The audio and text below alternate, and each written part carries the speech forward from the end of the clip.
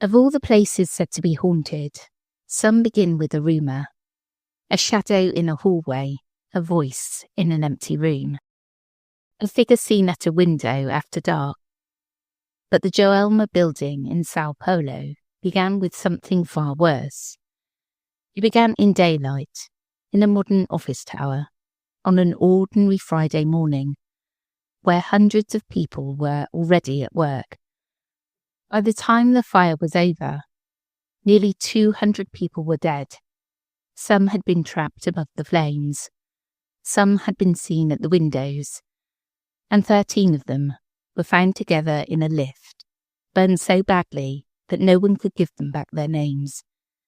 In time, they would become known as Tres Almas, the 13 souls. And some people in Sao Paulo still believe they never truly left.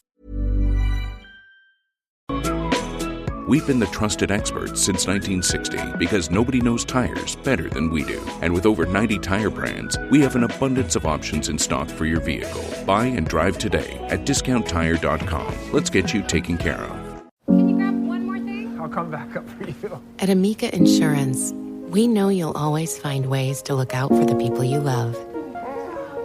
And with Amica Life Insurance, we'll help build a plan to make sure you always can. We're here to help protect the life you've built. Really? I can have another one. Amica. Empathy is our best policy. Visit amica.com and get a quote today. With Plan B emergency contraception, we're in control of our future. It's backup birth control you take after unprotected sex that helps prevent pregnancy before it starts. It works by temporarily delaying ovulation, and it won't impact your future fertility. Plan B is available in all 50 U.S. states at all major retailers near you, with no ID, prescription, or age requirement needed. Together, we got this. Follow Plan B on Insta at Plan B One Step to learn more. Use as directed.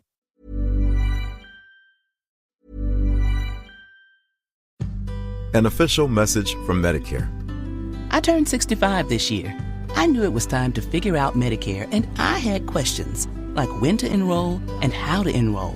So I went straight to the official source, Medicare.gov, to get the facts about Medicare. I found answers to all my questions, and I'm ready to get started. And so can you. Just go to Medicare.gov to get the real facts about Medicare. Paid for by the U.S. Department of Health and Human Services. Este episodio es presentado por Opill, la primera píldora anticonceptiva diaria de venta libre disponible en los Estados Unidos. Aprobada por la FDA de potencia completa y libre de estrógeno. Además, no necesitas receta médica. Los días en los que necesitabas prescripción médica para la píldora anticonceptiva han terminado. Opill está disponible en línea y en la mayoría de las tiendas. Toma el control de tu salud reproductiva con Opill. Usa el código BIRTHCONTROL y recibe 25% de descuento en tu primer mes de Opill en opill.com.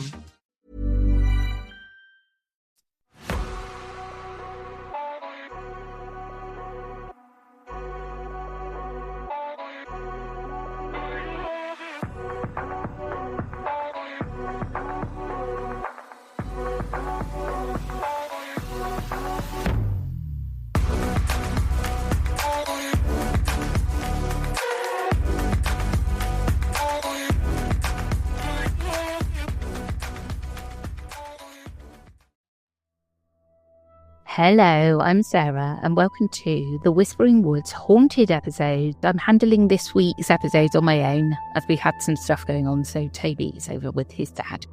In this haunted episode, we are going to Sao Paulo, and this is a very interesting story. I'll get straight into it. Are you ready for the story?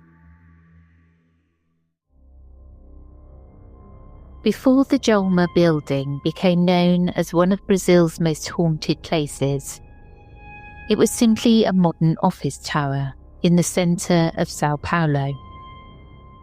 It stood in the Vale do Anahangua, a busy area of the city where thousands of people moved through the working day with the usual rhythms of office, traffic, appointments and routine.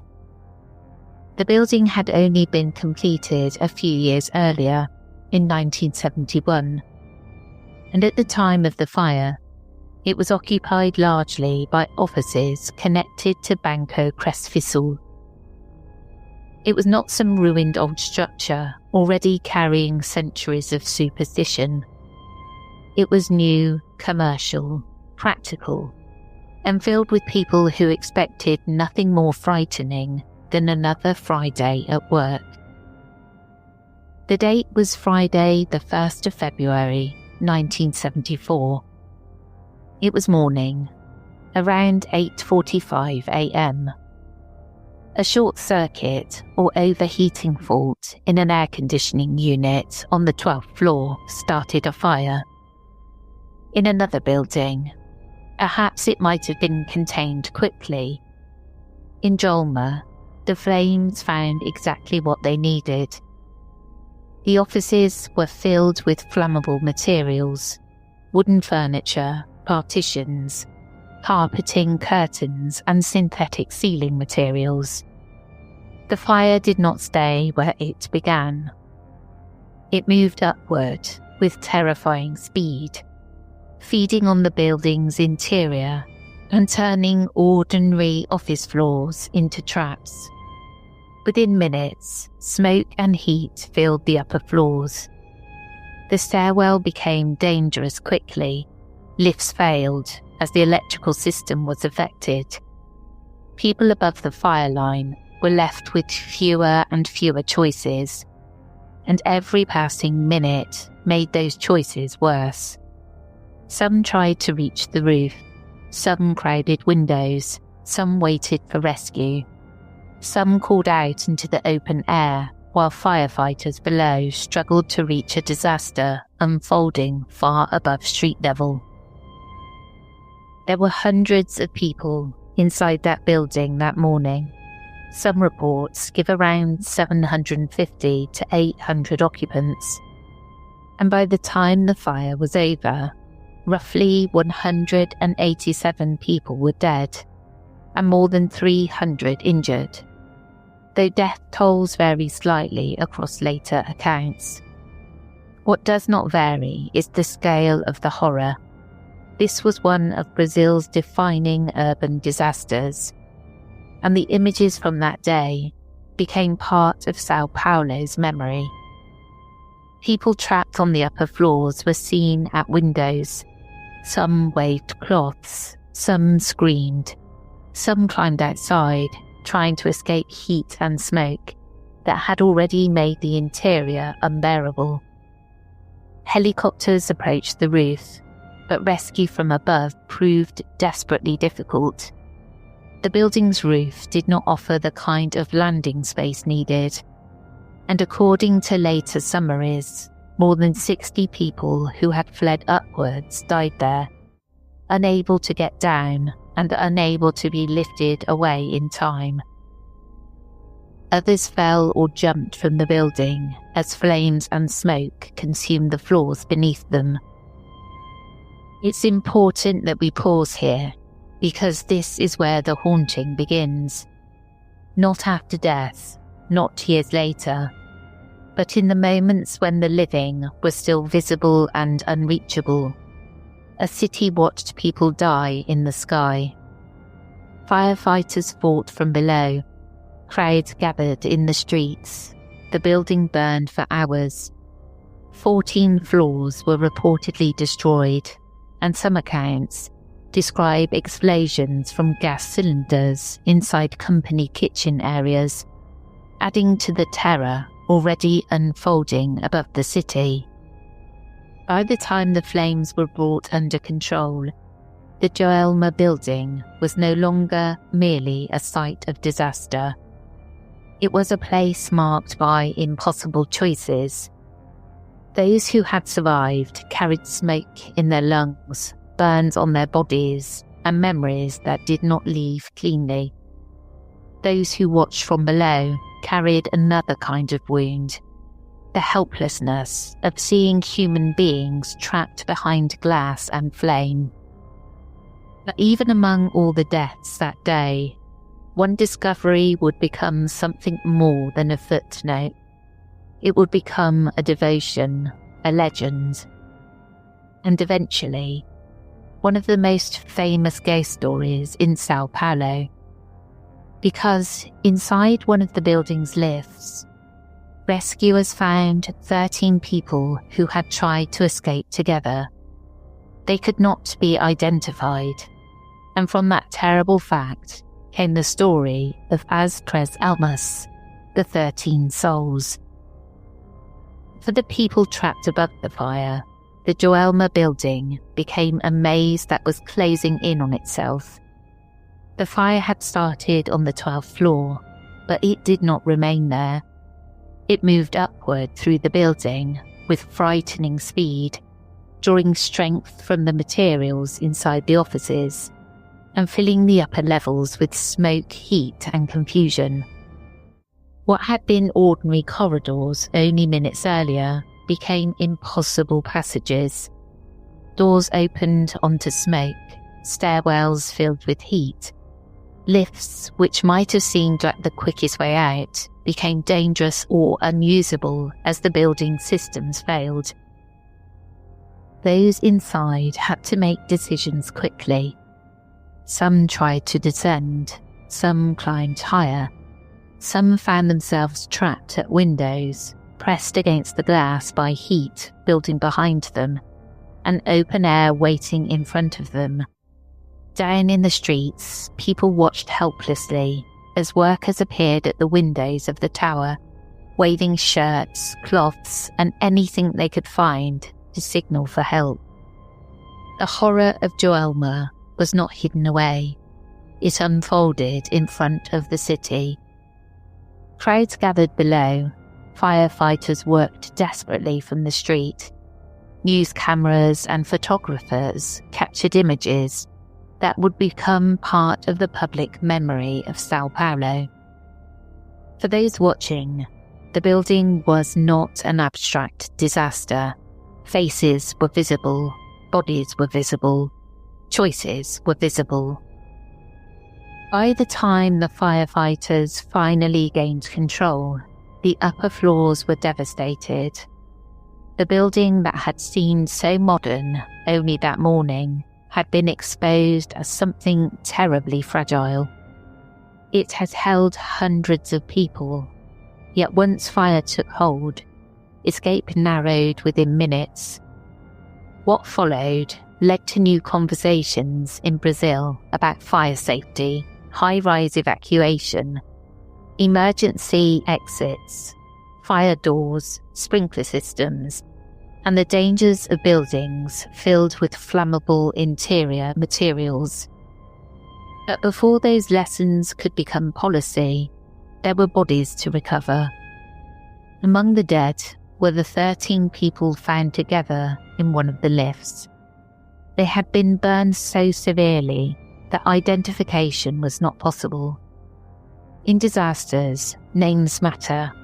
Families need them, officials need them, history needs them. Without names, the dead risk becoming numbers, and perhaps that is why these 13 did not remain only a number. They became known as Tres Almas, the 13 souls. Their remains were buried together at São Pedro Cemetery in Vila Alpina, and in time, their grave became one of the most unusual places of devotion in Sao Paulo. People came not simply to mourn them, but to pray to them, to ask for help, to leave offerings and to thank them for favours granted.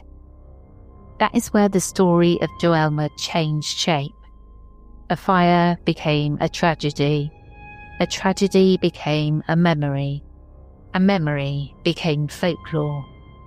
Because many believed the 13 unidentified victims had not fully left the world that burned them. They were nameless, unresolved, and joined together forever by the last terrible moments of their lives. In the imagination of Sao Paulo, they became souls still suffering from fire, still thirsty, still in need of comfort from the living. Visitors began leaving water at the grave. Some brought flowers, some left candles, Some prayed. Some returned with plaques of thanks, believing the 13 souls had answered them. The 13 were unidentified in death, but they were not abandoned. The people of the city gave them a collective identity, and in doing so, transformed them from victims no one could name into spirits many people felt they could speak to. But devotion and haunting often live close together. At the cemetery, some visitors claim the atmosphere around the grave felt different from the rest of the grounds. People spoke of sadness, pressure, strange sounds, or the sense of being watched. Others said they heard murmuring, crying, or low voices near the tomb. Whether these experiences were grief, suggestion, prayer, or something more, they became part of the growing legend. The building itself also began to gather stories. After the fire, Joelma was eventually repaired, reopened, and renamed Edificio Praça de Bandeira, but a new name could not erase what had happened inside. People said they heard voices where there should have been none. They spoke of footsteps in empty corridors, lift sounds with no visible passengers, cries from upper floors, and figures glimpsed in windows or stairwells. The fire had been extinguished. The building had been rebuilt. But for many, something inside it remained unfinished. The grave of the 13 souls is not only a place associated with death, it became a place people visited with requests. That is one of the most unusual parts of the Joelma story, because the 13 unidentified victims were not remembered only as tragic figures from a fire. Over time, they became something closer to folk saints. Not formally recognised in that way by the church, but approached by ordinary people who believed suffering had given them power, compassion, or a direct line to the unseen world. Their tomb at São Pedro Cemetery in Vila Alpina became a place of prayer. People came with bottles or cups of water, because the legend said the souls still suffered from the heat of the fire and needed relief from thirst. In some retellings, visitors left milk as well, another offering of cooling and comfort. The act is simple, but powerful. It imagines the dead not as distant, peaceful spirits, but as beings still caught in the sensory memory of their final moments, still needing what they were denied when flame and smoke took the air from them. Water for the dead, water for the burned, water for those who could not be named. At the tomb, plaques of gratitude reportedly appeared from people who believed their prayers had been answered. The 13 souls were not only thought of restless or frightening, they were also believed by some to be responsive. They could intercede, they could help, they could hear. In many cultures, the dead who suffer unjustly or dramatically become spiritually potent figures in popular devotion. People visit roadside shrines, graves of unknown victims, tombs of children, execution sites, and places of disaster, because they believe those spirits understand desperation. The 13 souls fit into that older pattern, even though the tragedy itself was modern, urban, and televised. There is something almost unbearable about that contrast. A 20th century office tower, a lift, an electrical fire, a cemetery shrine, a legend of souls still burning. The 13 were not identified individually, but together they gained an identity stronger than many named victims ever receive. They became a group presence, a single spiritual story made of 13 unknown lives. Perhaps that is why the number matters so much. It gives the tragedy a shape. It creates a phrase people can remember, repeat and pray to, as Tres Almas, the 13 souls. And because 13 already carries its own uneasy weight in superstition, the name feels almost inevitable, as though folklore was waiting for the disaster to offer it a form. Over the years, stories around the tomb grew darker as well as devotional.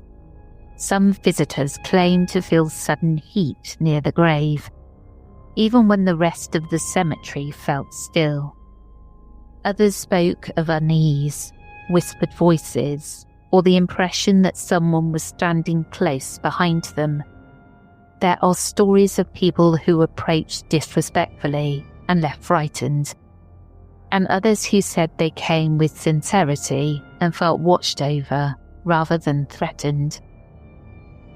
The 13 souls are not always described as malicious. More often, they are described as sorrowful, powerful, and unresolved.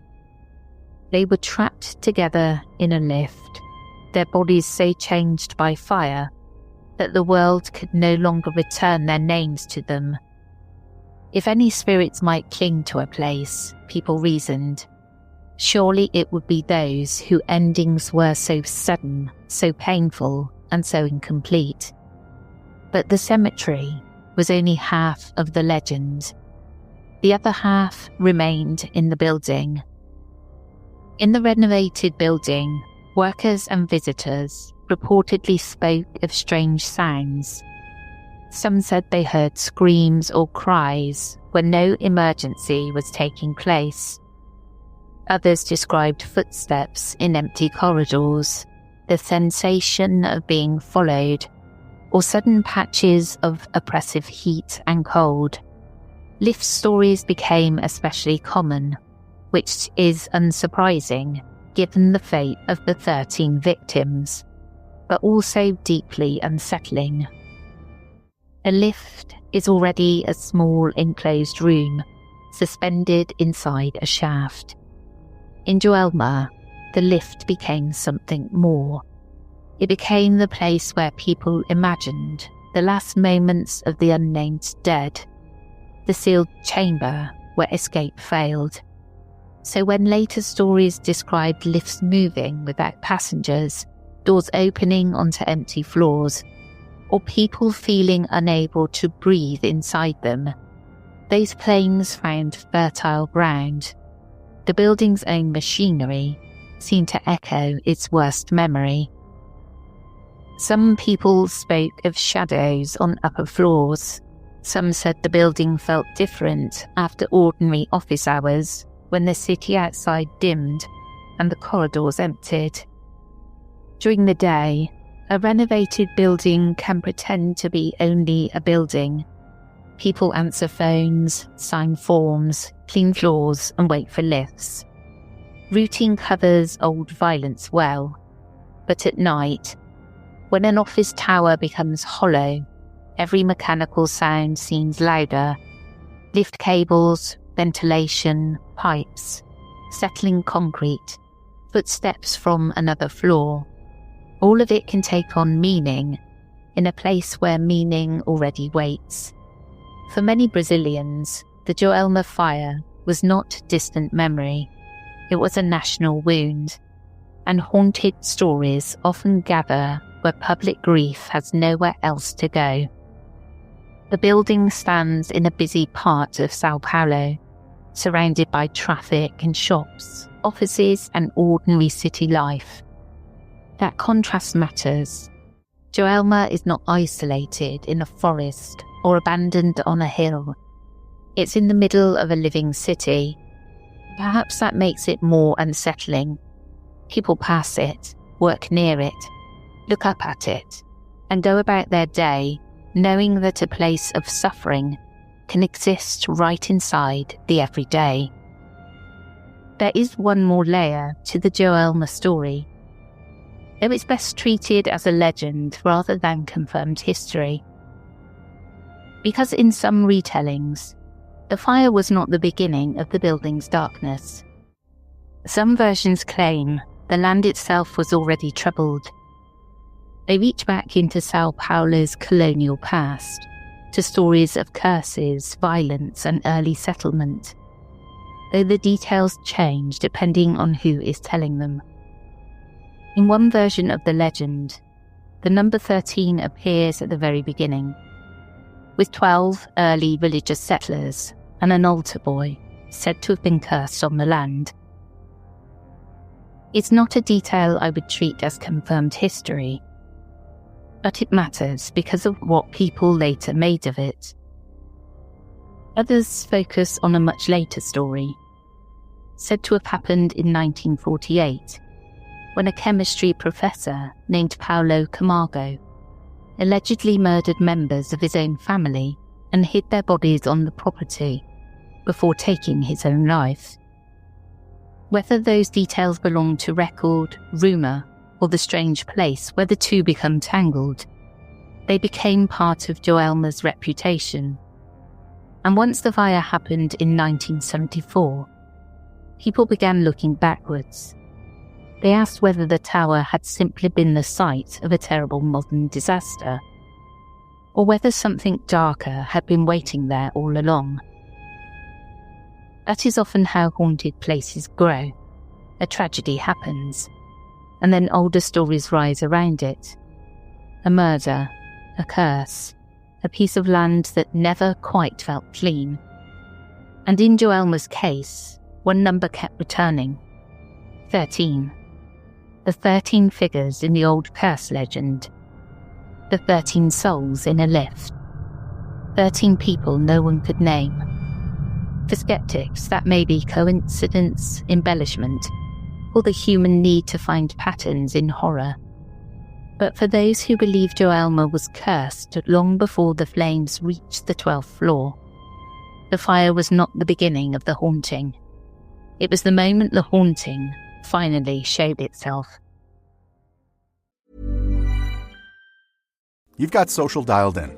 Search is doing its thing. So why do your marketing results look the same as 6 months ago? That's because you're fishing in the same pond as everyone else. Podcast listeners are a different audience entirely. More engaged, harder to reach through traditional channels, and ready to act when someone they trust makes a recommendation. We're Acast, and we put them right in front of you. Browse thousands of the world's leading podcasts, book host reads or run your own ads, and track every conversion in real time. Same skills you already have, brand new results. Acast. Acast.com/advertise.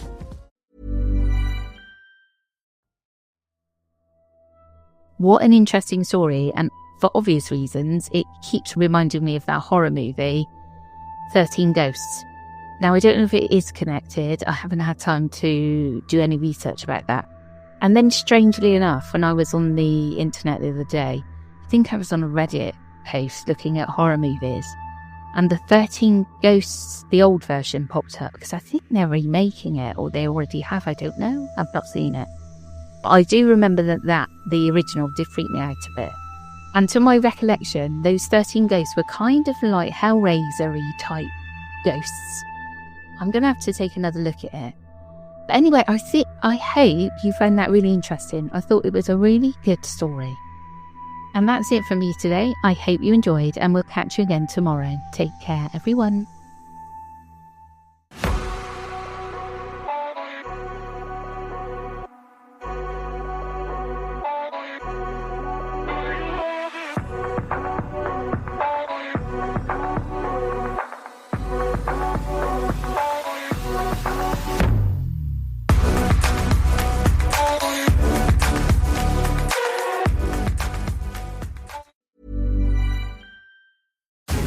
Did you hear that? Out here, the most dangerous enemies are never heard.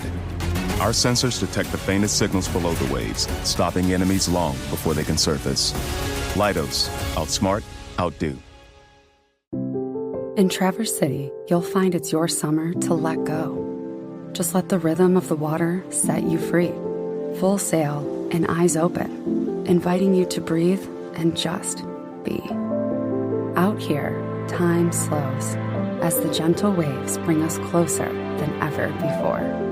Embrace it all, then let go. Season after season in pure Michigan. Find your season at traversity.com.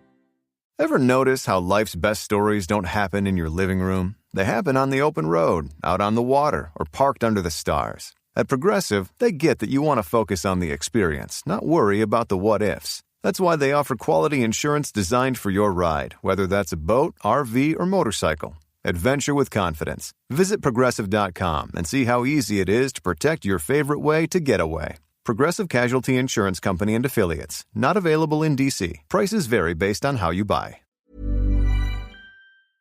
The stories told on the Whispering Woods are inspired by historical records, witness reports, and local folklore. While every effort is made to research and represent events accurately, some details, names, and locations may differ from official accounts or have been changed out of respect for those involved. These episodes are created for storytelling and entertainment purposes and should not be considered definitive fact or investigative journalism.